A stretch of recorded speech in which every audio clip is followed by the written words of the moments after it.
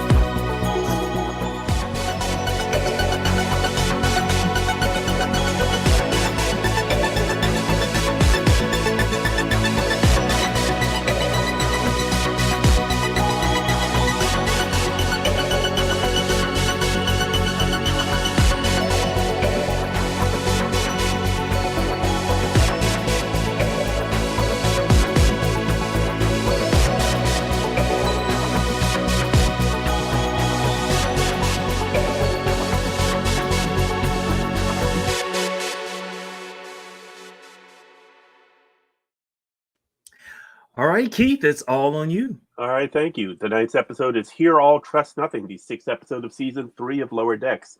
The title comes from the 190th Rule of Acquisition, first stated in the fifth season finale of Deep Space Nine. In this episode, it is our grand return to Deep Space Nine. In the cold open, you have the ship arriving, and as we saw in the trailer, circling, wasting time, and appreciating those beautiful pylons.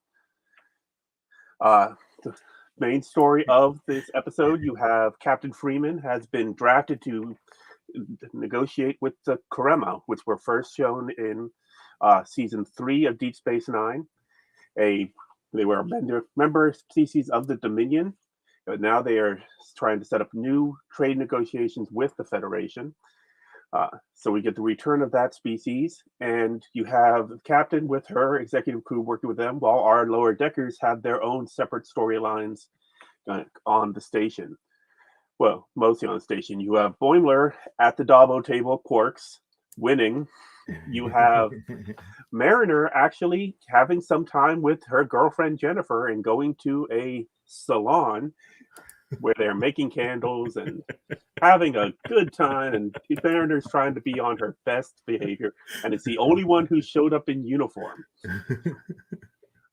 And then you have Tendi and Rutherford going around the station where they meet up with Max, a Orion stationed on Deep Space Nine, who instantly tries to connect with Tendi and show off how much of an Orion he is, while they try to navigate not only visiting the station, but then dealing with the main storyline of the Karema.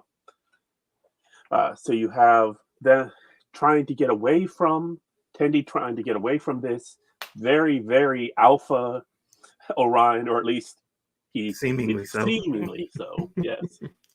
So it gets drafted into delivering various boxes of alcohol to the Karema ship, and then, of course, it finds out that Quark actually stole technology from the Karema, which is what's powering his now 21 locations of Quark's bar across the Alpha Quadrant, as seen in Star Trek Picard, past episodes of Lower Decks. Oh, yes, we do have the fantastic return this episode of Nana Visitor as Colonel Kira and Armin Shimmerman as Quark. Our legacy characters returning, special guest stars recording their audio for tonight's episode. So not only do we get that station back, but we get two of the regular cast members back as well. And the two that make the most sense to be coming back, considering all the Starfleet ones should have moved on, because it has at this point been several years since the Deep Space Nine ended. Now, you have the negotiations fall apart because it turns out Quark stole technology for the Karema. So Of course he did. Of course he did. Yeah. So the Karema arrest Quark, but to the Starfleet crew and Kira, it looks like he was just merely kidnapped. But thankfully, Tendi, Rutherford, and Max that annoying Orion guy are on the Karema ship as it attempts to escape into the wormhole. And we finally get to see a full-on kick-ass Tendi take control. Her Orion side came out. It came out. Because it turns out our Alpha Orion is actually a guy from Cincinnati. An Orion Wharf, as it were, raised on Earth, knows nothing of Orion culture. Yes. Too much of this episode reminded me of old episodes from TNG and DS9. Well, that's what they do. That's what Lower Decks does. Yeah. That's their whole MO. So then you have badass Tendi taking over the Karema ship, stopping it before it enters the wormhole, just in time for a tracker beam from Deep Space Nine to bring them back. At which point the Karema are arrested, Quark is freed, and then we find out that, as always from Deep Space Nine, Quark was the real villain. And of course, Odo isn't there to shake his head. Yeah. No ode to Odo. Yeah, I know, that was disappointing. So then the Captain Freeman negotiates a deal establishing trade with the Karema in exchange for 76% of the profits from Quark's bar. Yeah. Poor Quark.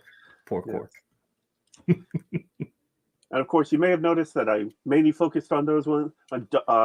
Boimler ends up winning everything at Dabo and then trading in all of his Latinum for a gift card to the Quark merchandise, which he is more than excited to take because, as he pointed out, we don't use money in Starfleet. But how did the Ferengi not know that? Come on now, how did a Ferengi not know that? I have no idea, but it was just funny when he was like scanning him. It was like, he must be cheating. It's like, you're holding a coin purse. That was funny. That was actually funny. And of course, the salon with Jennifer's friends ends up not going well, as Mariner is forced to phaser every member of the party, as Jennifer stood back in glee. It's like she actually go to her like, no, you've got to be you. Yeah. Don't be nice because of me. Mariner was trying to be on her best behavior, and that was not what Jennifer wanted at all. Nah. She was actually excited when she started stunning everyone. But then we have that beautiful moment where they both decide that because of what happened with the Karema shutting down power on the station and the ship, and the candles that they were making in the salon eating up all the oxygen in the room, by stunning them, they can use less oxygen. So then you have Mariner and Jennifer stunning themselves together, that beautiful fallback on a table, just as the power is restored. But I love this scene on so many different levels. This is nice. Yeah. So that ends. That gets us through this week's episode. Yeah, I really love this. So look, when I was on Paramount Plus and I saw I guess the thumbnail, and it was it was Colonel Kira. I was excited, and I was just like, oh, she's gonna have like whatever on this, but they actually ended up on Deep Space Nine. I shouted. I was so excited because I knew that, and then the music, they used the DS9 music, y'all. It was beautiful. They took a walk down the promenade.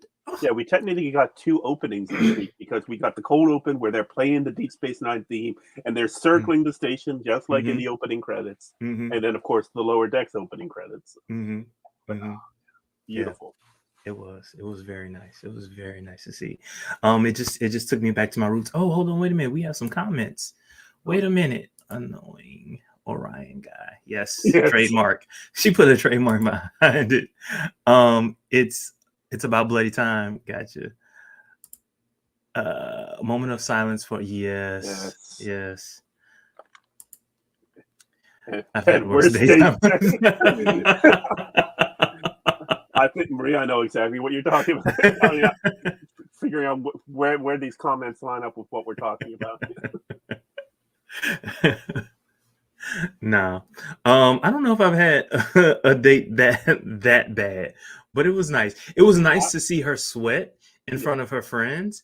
And even when her girlfriend kissed her, like she was just so out of sorts. Like, and that is so not Mariner. Mariner is always cool, calm, and collected at all times. But to show emotion in that way was, it wasn't her, and it was nice to see. Yeah, I definitely could see that, Marie. Yeah. I've had a few like that as well.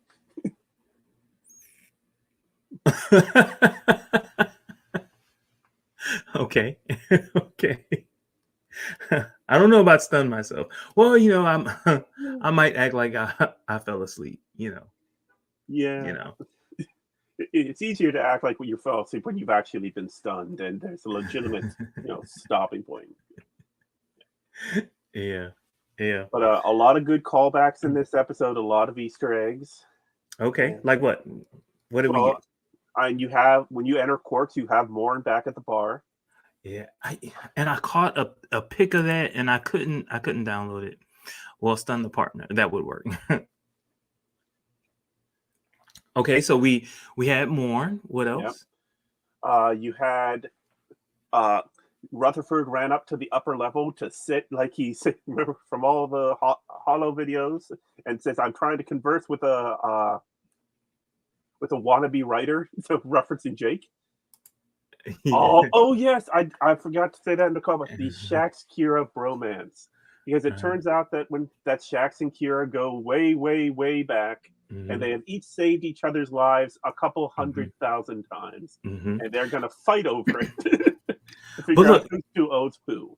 That was so DS9. Like Major Kira had like anybody that came onto the show, like she had some type of relationship with them every single time. Every single time. And half of the time, they were saving each other's lives. Well, what's hilarious is they talked about the resistance as being this, we have to work in small groups so that we can't figure each other out. And when she went into Cardassia in the oh yeah, definitely. But when she went into Cardassian, she talked about forming a resistance against the Dominion in season 7. She talked about forming in groups where they don't know about who's in the other groups so that there's deniability. But here, every Majoran she meets, she knows from the resistance. Yeah, in some kind of way. Some kind of way. Yeah. Yeah.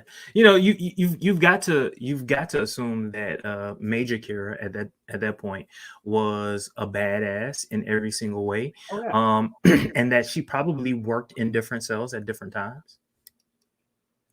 Possible, yeah. Definitely, it always seemed like they implied when she was on Deep Space Nine that she would either stay on the planet or go to the station. And in this, they talk about going to the Badlands and being on prison ships.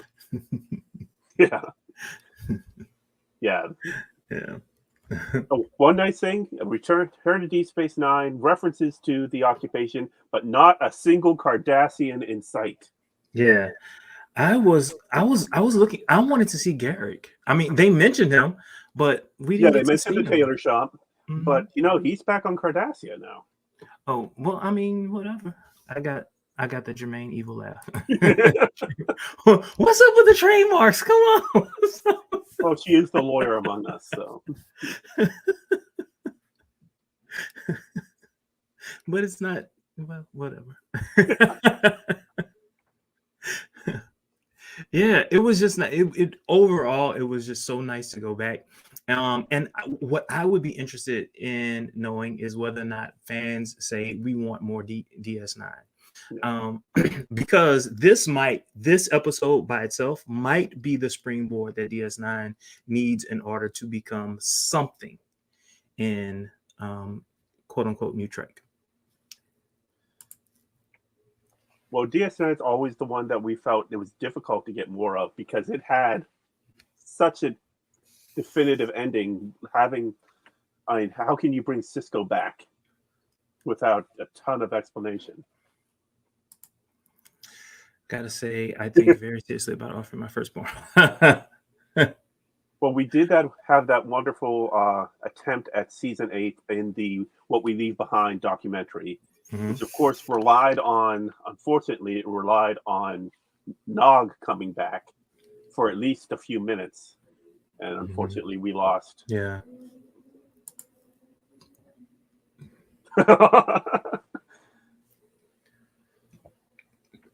Yeah. Yeah, Um, my firstborn doesn't throw that big of tantrums. My secondborn, the one who's a huge Lower Decks fan and maybe watching this later, no. How old is he?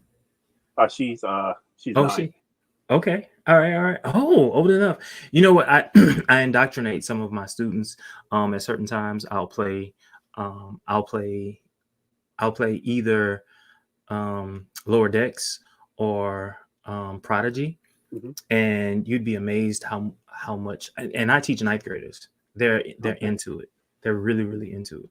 Yeah, both of my daughters absolutely love Lower Decks, such that we've watched every episode multiple times. Hmm. I mean, when it's not on, they're asking if we can put it on again.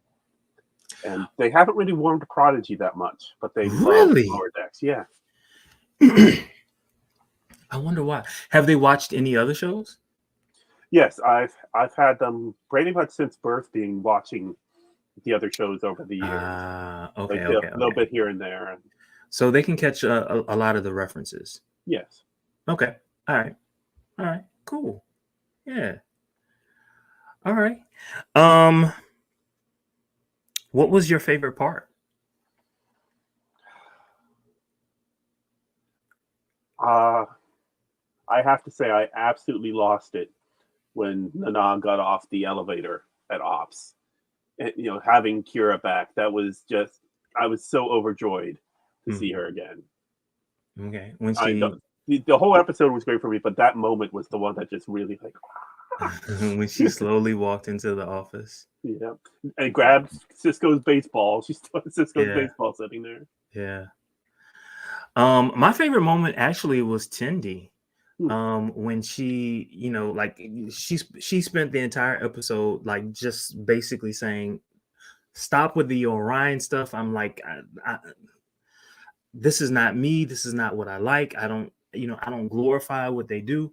And then all of a sudden we see her actually like she can do all of this. She's been holding back actually. Well, we did see in season 1 when she went on the secret mission as the cleaner and she kicked some Romulan ass. Hmm. But this one was even more. I mean, how quickly she took down that ship with Yeah. only basically taking out 2 Karema security guys, Yeah. and then scaring a third one to jump right off the bridge. And how about that moment when she stole the Yes. tooth? Yeah, that was one little nitpick though. That is definitely a golden tooth. Yeah. Latinum, they encased the latinum in the gold, so her saying it was a latinum tooth might be a bit of a mistake there. Yeah. Okay. Yeah. No, it was awesome to see a different side of someone that we have grown to know. Hmm. And then at the end, when Rutherford is just like, nah, I enjoyed you being you. And so she then resolves to, show that side of who she is. And to me, that's a whole lot of what this entire season is about. Like developing that other side of each character, each Yeah. of the lower deck characters at least. Well, yeah, we had a continuation of Bold Boimler. Of course, he even Hmm. said it right down to quoting "Fortune favors the bold." Hmm. You have the softer side of Mariner. Hmm. Rutherford was pretty quiet this week, but his Yeah. his big show was last week Yeah. when we went real deep dive into his history. Yeah. Yeah. But yeah, Tendi got to shine. Yeah. Tindy along with DS9. Oh yes, yes. For me, that was like my hooray moment. Like it was DS9. It was all about DS9. I was Well, proud of Tindy, but it was about DS9. the attention to detail on how they recreated DS9. Yep. Oh yes, we definitely agree on that. And we're seeing those steps forward. And I know when we talked about it back a couple weeks ago when we first were introduced to Bold Boimler, I said I want to see where this goes if they keep it up, and they have been keeping it up. more or less each episode. Yeah. Yeah. But was it the attention to detail on recreating DS9 when they had in the cold open and them circling, you had the shot of looking up through the station with the wormhole opening behind. The lighting was not right, just like how it was on the opening credits of Deep Space Nine, the first 3 seasons, where it was obvious that it was a fake background behind a model. Mm-hmm. And even though it's all computer generated for this episode or hand drawn or whichever, it had that same displacement as if it was you're looking at a model in front of the screen or blue screen or whichever. Mm-hmm. Yeah. Really love the attention to detail on that. Yeah. Any other Easter eggs that you saw? You had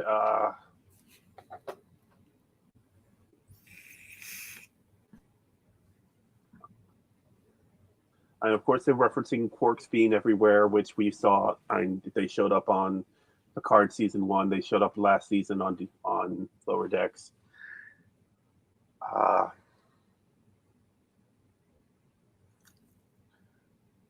We only got one rule of acquisition stated, and it was one that has previously already been said. Yeah. If you're gonna have Quark back, we only have about a third of the rules of acquisition written down. Come up with a new one. Come on. Well, they try to stay within canon. They don't try to stretch it too far. Yeah, but it would have been so easy to just throw out another one out there. Yeah. Let me see. What else was I thinking? The Admiral that was introduced in the first episode of the season came back. They name checked O'Brien. Yeah. And not only O'Brien, but Smiley. They mentioned Smiley as well. Yeah. Mm-hmm. And of course, we knew from season 1 of Lower Decks that Mariner had previously been stationed on Deep Space Nine.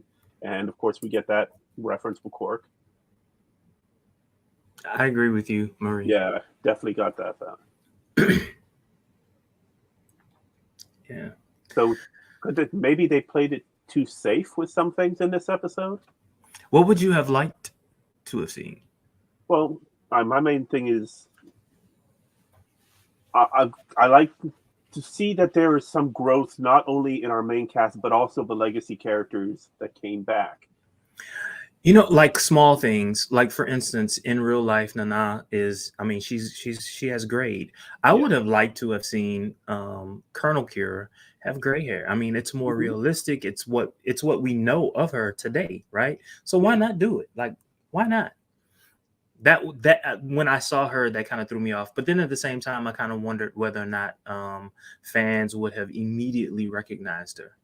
That it was just a wonder. Well, considering I believe we're in 2382 is the current year that we're 2382 for this season of Marie says, and honestly, can we just let women age? Oh yeah, absolutely. Oh, she's still stunning. Yes, I would argue even more so today. Yeah, I've been a fan of hers for a long time. I actually had a nice Twitter conversation with her a couple years ago that I love to think about every once in a while. I'm like, oh really? I got to you love to think about it. Well, yes, because I was in love with her. Well, I was doing a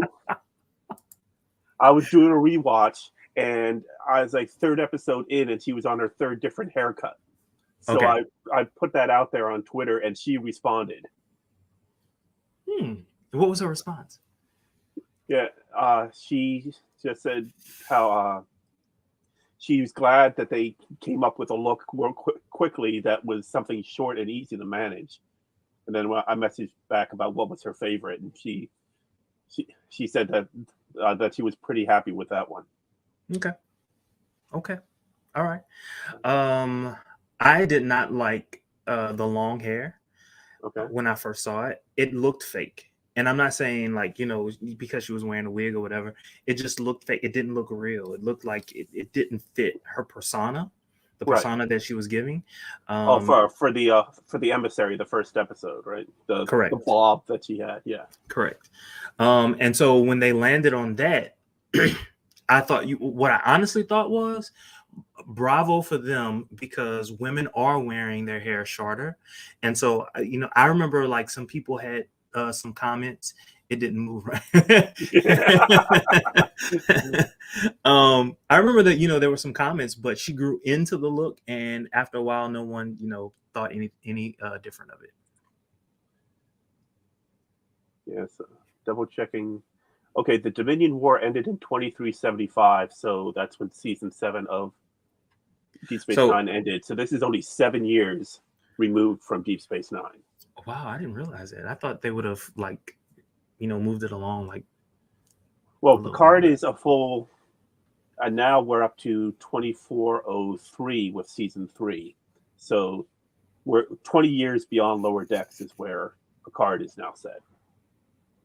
It's kind of crazy how many different timelines. Not different eras that every single show is now inhabiting, because you got Strange New Worlds in the pre-original series, now Discovery in the far, far future, Picard slightly farther future. Then you have. I think it gives them space so that they're not overlapping and they're not, making those mistakes. They can actually, think about what they're doing and not step on anyone's toes. Yeah, it also cuts down the chances for crossovers, yet they're still going to somehow fit in a crossover with Strange New Worlds.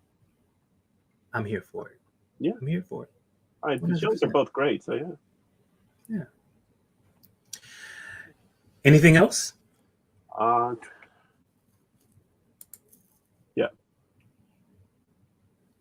Yeah, definitely have some freedom to move. Let me see if there's anything else that. And they can create new canon. Yes. Let's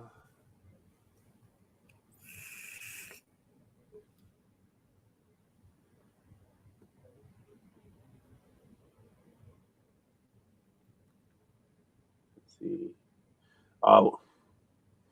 Just little references to past things we had in Lower Decks. Of course, the Vancouver, which appeared in season 2, was referenced, but they ended up not showing up.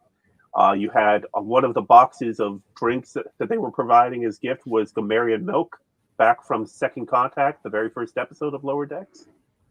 Okay. And so they're calling back to themselves. They're calling back to past series. In fact, now looking at it, just the whole thing of Deep Space Nine was such a big callback that they didn't have to load it up with a lot of little references like we had last week. Last week we were really, really overburdened. Overburdened? You thought so? At times, yeah. Really? Manny. Manny, you should be at school by now.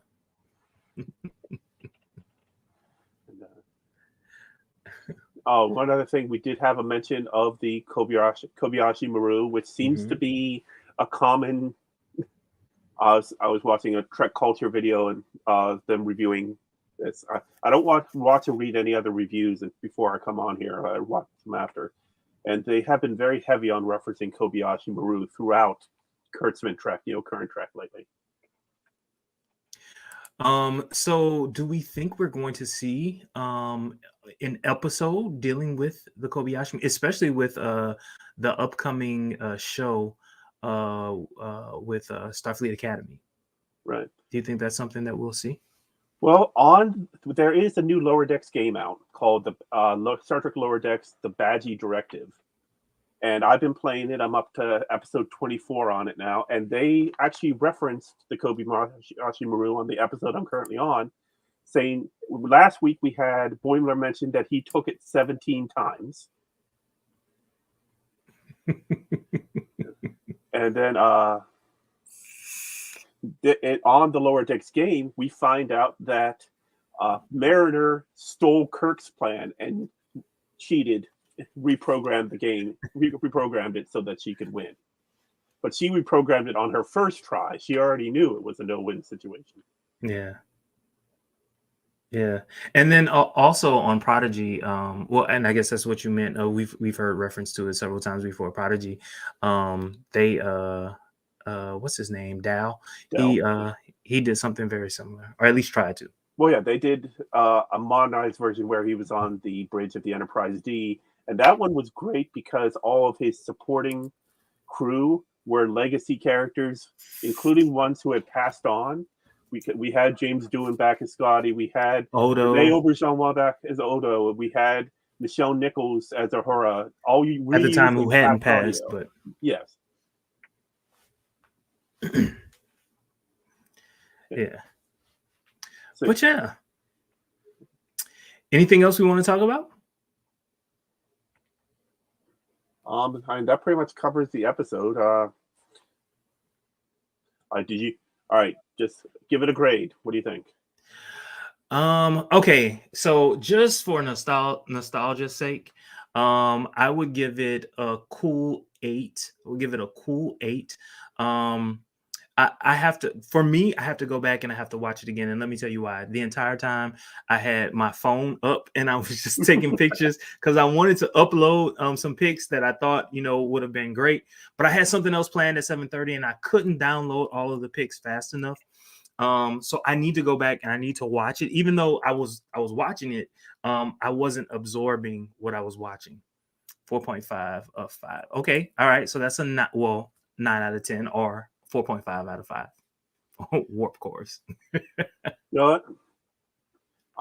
I'm up there too. I'd say I'll agree with Marie. 4.5. I probably would have gone 4, but I'll agree with her on that. I felt like it was great. There are very little things that I would have liked to see better, but it was pretty good overall. We needed the obnoxious Orion guy, trademark Marie Brownhill. Uh, that was her first comment. Annoying Orion guy. I'm sorry. Annoying Orion guy, trademark Marie Brownhill. Uh, in order to get Tendi. Okay. Because obviously, yes, Oh, yes, yes. yes, yes, yes, yes. Yes. I loved it. I loved it. I loved it. Look, I was so there for it. I was so there for it. Yeah.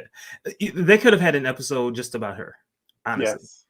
Well, I actually, when they were back pitching ideas, when people were talking about ideas for new shows, I put one out there about having a series centered around her as the delegate to the Federation Council from Bajor, and Mm. where we would have a West Wing style Star Trek show set within the Federation Council and seeing things. Keith, can I tell you, most of the episodes that the episodes I love the most are the ones that have political intrigue.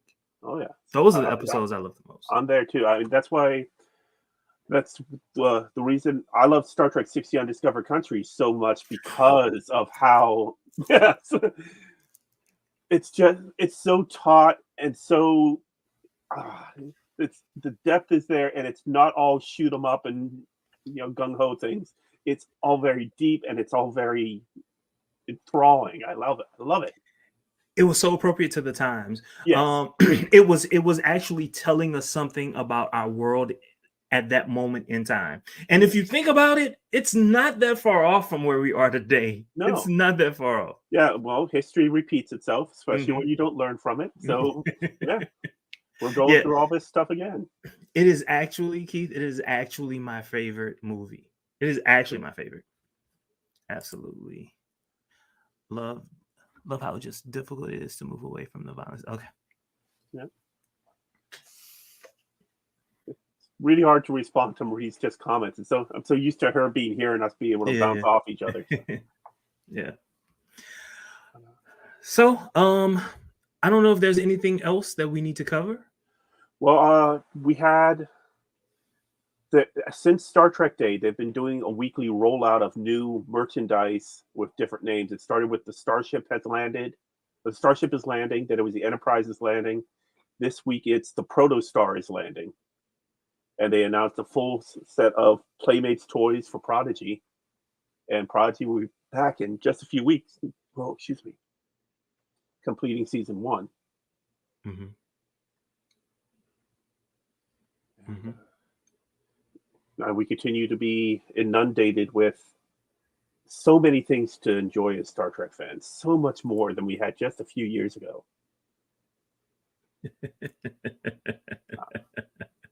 You always say that, Marie, but I promise you it's not as bad as you think. We'd It's just still in be your very head. happy to have you here, as long as you're not in any actual pain. We would not want to cause you any actual pain. Well, I wouldn't. I don't know about Jermaine. No, never, ever. All right. Well, I think that about covers it. Yeah. Let me see. What was next week's episode?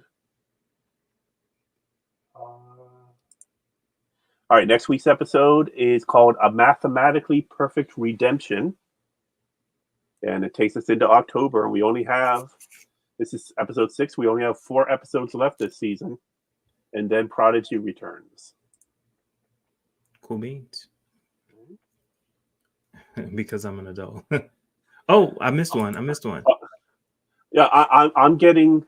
I'm getting 0 because that one's awesome, and I wanted to get Murph, but in order to get Murph, he comes with Del, so you have to get Del and Murph together. So I'll probably go for that, but I'm definitely want 0. He's my favorite character on Prodigy.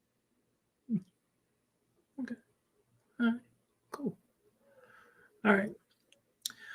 Well, all right, guys. I think that about wraps it up for us today. I think we are ready to play the outro. Yeah. All right. Wow. As soon And as I it's find early tonight. This is odd. it. Yeah. Well, it is what it is. Yeah.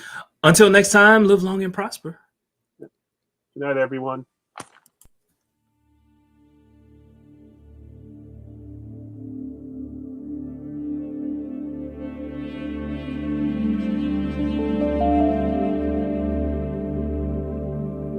Now, again, I'm going to say this again because we're near the end of our show. If you are our allies, we are not talking to you. We are not talking to you. This does not... Pop. Okay? We're not talking to you. Stop trying to take our and make it your goddamn business. It ain't got nothing to do with you. It ain't got nothing to do with you. Our experience of grief independently. Bruh. Yes.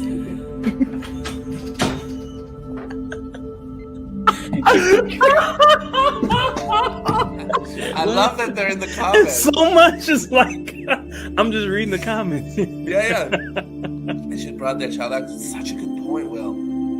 God, that's such a good point. And he's really thought about it too. You should be here. William, get over here. I thought he had a girlfriend on Insta. It's been ages since I've mucked about, but